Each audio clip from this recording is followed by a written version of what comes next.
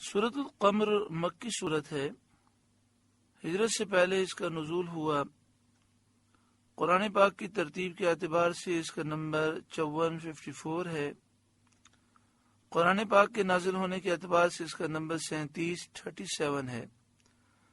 اس میں 55 آیات ہیں، 3 رکوع ہیں۔ ایک قول یہ ہے کہ سورہ قمر کی ایک آیت سیہزم الجمع یہ مدنی ہے، ہجرت کے بعد اس کا نزول ہوا۔ باقی صورت مکی ہے۔ 342 کلمات ہیں اس سورہ مبارکہ میں، 1423 حروف ہیں۔ بسم اللہ الرحمن الرحیم، اللہ کے نام سے شروع جو نہایت مہربان رحم والا۔ اقتربت الساعۃ وانشق القمر، پاس آئی قیامت اور شق ہو گیا چاند، یعنی قیامت کے نزدیک ہونے کی نشانی ظاہر ہوئی کہ نبی کریم صلی اللہ علیہ وآلہ وسلم کے معجزے سے چاند شق ہو گیا، 2 ٹکڑے ہو گیا، 2 پارہ ہو کر شق القمر، جس کا اس آیت میں بیان ہے۔ نبی کریم صلی اللہ علیہ وآلہ وسلم کے معجزات باہرہ واضح معجزات میں سے ایک معجزہ ہے۔ اہل مکہ نے حضور سید عالم صلی اللہ علیہ وسلم سے ایک معجزے کی درخواست کی تھی، تو حضور صلی اللہ علیہ وآلہ وسلم نے چاند شق کر کے دکھایا۔ چاند کے 2 حصے ہو گئے، ایک حصہ دوسرے سے جدا ہو گیا، اور فرمایا کہ گواہ رہو۔ قریش نے کہا محمد مصطفیٰ صلی اللہ علیہ وسلم نے جادو سے ہماری نظر بندی کر دی ہے۔ اس پر انہی کی جماعت کے لوگوں نے کہا کہ اگر یہ نظر بندی ہے تو باہر کہیں بھی کسی کو چاند کے 2 حصے نظر نہ آئے ہوں گے۔ اب جو قافلے آنے والے ہیں ان کی جستجو رکھو، تلاش رکھو، اور مسافروں سے دریافت کرو، پوچھو۔ اگر دوسرے مقامات سے بھی چاند شق ہونا دیکھا گیا ہے تو بے شک معجزہ ہے۔ چنانچہ سفر سے آنے والوں سے دریافت کیا، انہوں نے بیان کیا کہ ہم نے دیکھا کہ اس روز چاند کے 2 حصے ہو گئے تھے۔ مشرکین کو انکار کی گنجائش نہ رہی اور وہ جاہلانہ طور پر جادو ہی جادو کہتے رہے۔ صحاح کی احادیث کثیرہ میں اس معجزہ عظیمہ کا بیان ہے، اور خبر اس درجہ شہرت کو پہنچ گئی ہے کہ اس کا انکار کرنا عقل اور انصاف سے دشمنی ہے اور بے دینی ہے۔ وَإِن يَرَوْا آیَةً يُعْرِضُوا، اور اگر دیکھیں کوئی نشانی تو منہ پھیرتے ہیں۔ یعنی یہ اہل مکہ نبی کریم صلی اللہ علیہ وآلہ وسلم کی سچائی اور نبوت پر دلالت کرنے والی کوئی بھی نشانی دیکھتے ہیں تو اس سے منہ پھیرتے ہیں، اس کی تصدیق اور نبی علیہ السلام پر ایمان لانے سے منہ پھیر لیتے ہیں۔ ایمان نہیں لاتے، اس کو سچ نہیں مانتے، اس کی تصدیق نہیں کرتے۔ وَيَقُولُوا، اور کہتے ہیں، سحر مستمر، یہ تو جادو ہے چلا آتا، یہ تو ایک جادو ہے جو پہلے سے چلا آ رہا ہے۔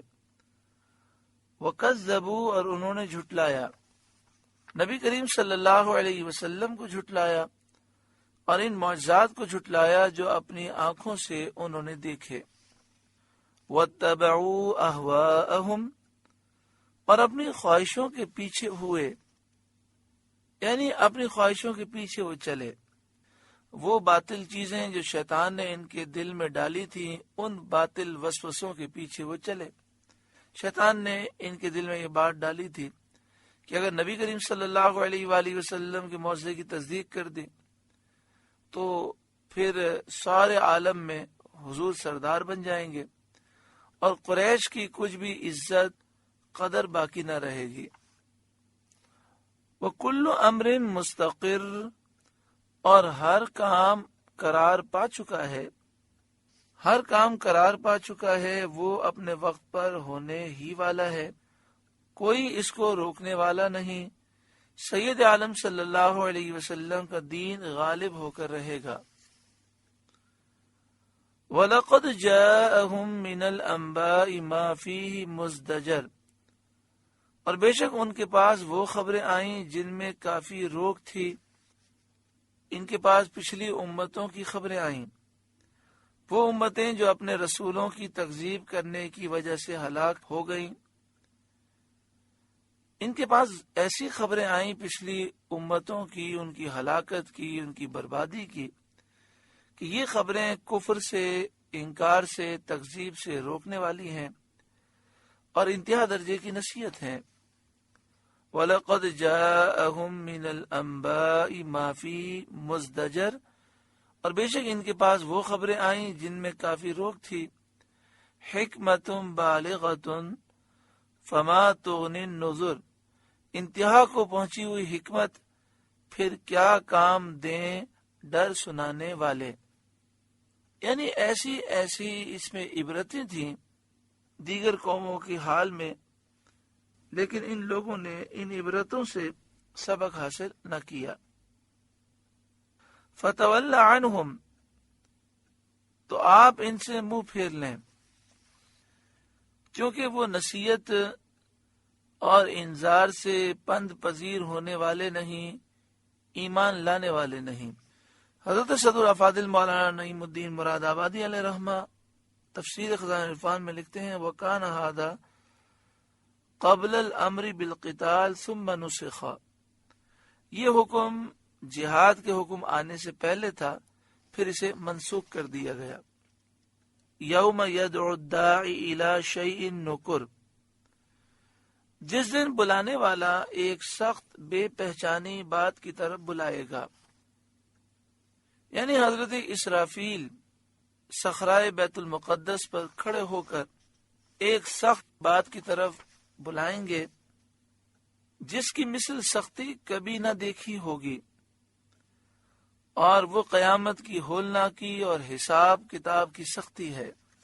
خش عن ابصارهم یخرجون من الاجداث، نیچی آنکھیں کیے ہوئے قبروں سے نکلیں گے۔ کأنہم جراد منتشر، گویا کہ وہ جراد ہیں پھیلی ہوئی۔ جراد ٹڈی کو کہتے ہیں۔ تو فرمایا یہ قبروں سے نکلیں گے، نیچی نگاہیں، آنکھیں نیچی کیے ہوئے، اور اس طرح منتشر ہوں گے جیسے ٹڈیاں پھیلی ہوئی ہوں۔ ہر طرف خوف سے حیران ہوں گے، نہیں جانتے ہوں گے کہ کہاں جائیں۔ مہطعین الی الداعی، بلانے والے کی طرف لپکتے ہوئے، یعنی حضرت اسرافیل کی آواز کی طرف دوڑیں گے۔ یقول الکافرون ھذا یوم عسر، کافر کہیں گے یہ دن سخت ہے۔ کذبت قبلہم قوم نوح، ان سے پہلے نوح کی قوم نے جھٹلایا۔ فکذبوا عبدنا، تو ہمارے بندے کو جھوٹا بتایا۔ وقالوا مجنون وازدجر، اور بولے وہ مجنون ہے اور اسے جھڑکا۔ یعنی کفار قریش، کفار مکہ سے پہلے کافروں نے حضرت نوح علیہ السلام کو جھٹلایا، اور جب آپ نے انہیں نصیحتیں کی تو انہوں نے کہا کہ یہ تو مجنون ہے، اور آپ کو دھمکی دی کہ اگر تم اپنے پند و نصیحت اور واعظ و دعوت سے باز نہ آئے تو ہم تمہیں قتل کر دیں گے، سنسار کر ڈالیں گے۔ فدعا ربہ انی مغلوب فانتصر، تو اس نے اپنے رب سے دعا کی کہ میں مغلوب ہوں، تو میرا بدلہ لے۔ ففتحنا ابواب السماء بماء منہمر، تو ہم نے آسمان کے دروازے کھول دیے زور کے بہتے پانی سے، وہ پانی جو 40 دن تک برستا رہا۔ 40 دن تک مسلسل بارش ہوئی،